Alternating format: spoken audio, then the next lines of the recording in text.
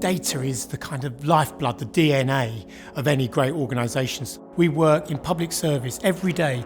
The only thing that matters is we're trying to change the lives for the better of the people that we serve, and that word's really important. You only serve by being equipped and confident in everything that's available to us at the moment.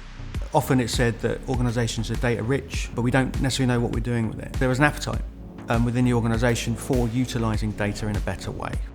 So we launched the Data and Digital Academy just over a year ago with our colleagues and partners, Cambridge Spark. It's really important in the world that we live in now and moving in local government is that we embrace technology and we embrace new ways of working to make sure that we're meeting the needs for our residents and our visitors coming into Oxfordshire.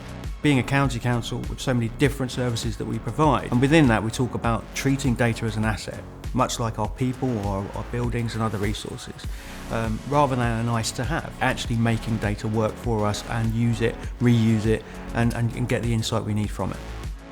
Straight away, colleagues from Cambridge Spark understood what our vision was, and I think what's really impressed me is that they've been able to help us make that a reality. So far we've had 50 colleagues from across the organisation undertake a data-related apprenticeship. We might have 11,000 colleagues, but you start with 50. You then go with another 50. I'm a major fan of Snowball, right? You just keep going. So for me, I'm so proud when I see that. The one-to-one mentoring that's being offered as alongside the sort of talk content has been a real benefit that I've definitely heard from our cohorts.